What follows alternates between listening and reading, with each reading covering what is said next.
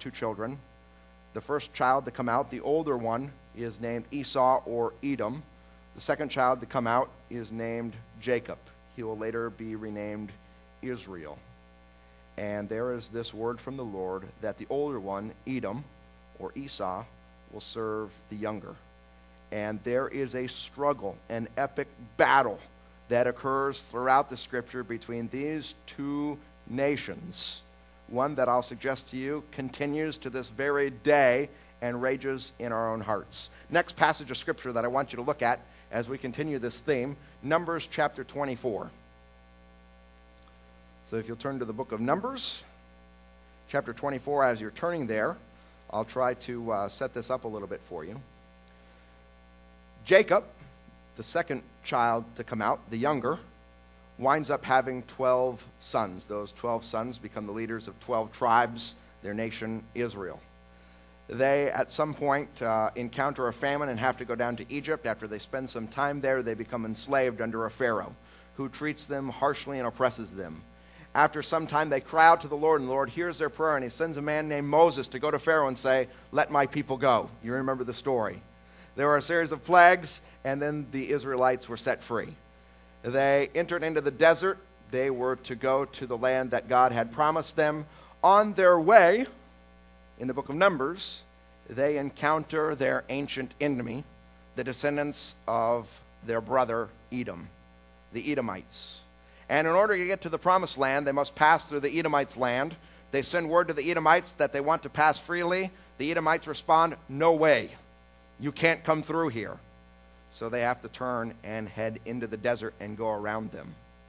As they turn to go around them, they encounter, or are about to encounter, another nation called the Moabites. Now, the Moabites have a king named Balak. And Balak, when he sees this nation coming and sees that God is on their side, becomes very afraid. He doesn't know what to do, so he hires a man named Balaam. And what he wants Balaam to do is curse these people. This man, Balaam, is a seer. He's a visionary. Ancient historians will make reference to the fact that they believe he is first among a class of people known as Magi, which, as I begin to talk about this, should ring some bells. He's someone who sees events, looks at stars, listens to scripture passages, and will make pronouncements or prophecies about the future. And Balak hires Balaam to curse the Israelites. There's this whole story about what happens between Balaam and his donkey. You can read it. It's fascinating. I'm going to skip over that. If you know the story, it's quite humorous. At any rate, he finally arrives, and when he opens his mouth to curse the Israelites, he pronounces a blessing. Balak gets upset. He says he weren't supposed to do that. He puts them in another place, and 4 different times, at the very least, he goes to curse them, but God puts words of blessing in his mouth. I want to read the 4th of those blessings. I'm going to begin reading in verse 17. So Balaam, who's supposed to curse these Israelites, opens his mouth, and he says this: "I see him, but not now. I behold him, but not near. A star will come out of Jacob. A scepter will rise out of Israel. He will crush the heads of Moab, the skulls of the sons of Sheth.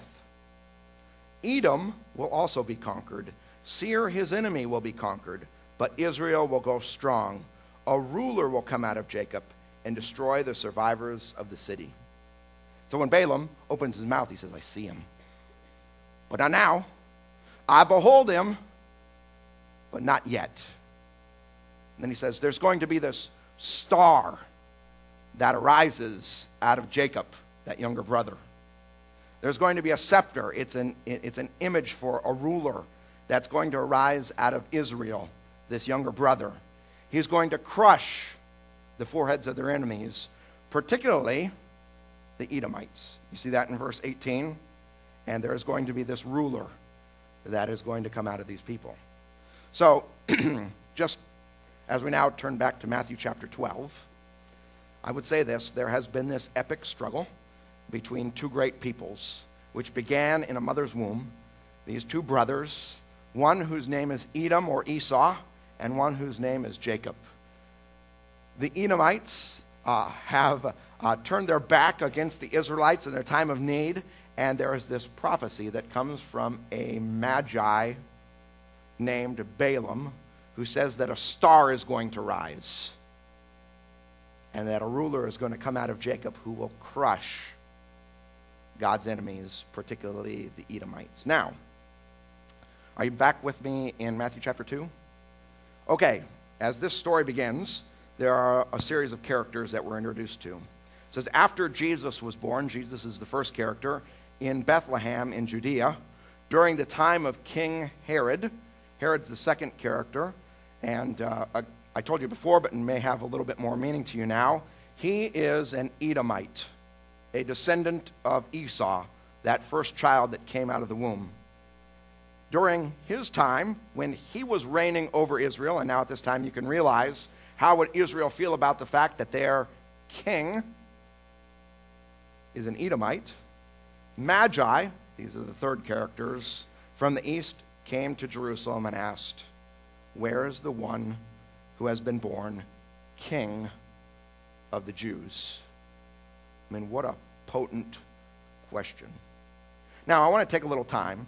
I think it may be helpful to you. Many of you know recently my wife and I had an opportunity to visit Israel. As we put our feet on the ground there, a lot of things sort of became clear that maybe had not been clear before. King Herod, I want to spend a little time talking about this man, is a great historical figure. Unbelievable. I mean, today we read about Herod in the Bible and not much may pass through our mind, but this figure was of epic proportions in all of history. There are many people that believe that Herod was the richest man who has ever lived on the face of the earth. And he reigned for about 30 years, just before the time of Jesus and beginning at the early years of Jesus. And in 30 years, he undertook a series of unbelievable projects of massive proportion. And I want to introduce you to some of them so that you get a sense of what this man was all about. The first picture I'm going to show you is a picture of a mountain. You'll see in the foreground of the picture there are a series of columns. Right behind the columns there's what used to be a swimming pool. I'll talk about that swimming pool in just a minute. And in the background there you see a mountain. About 50 years before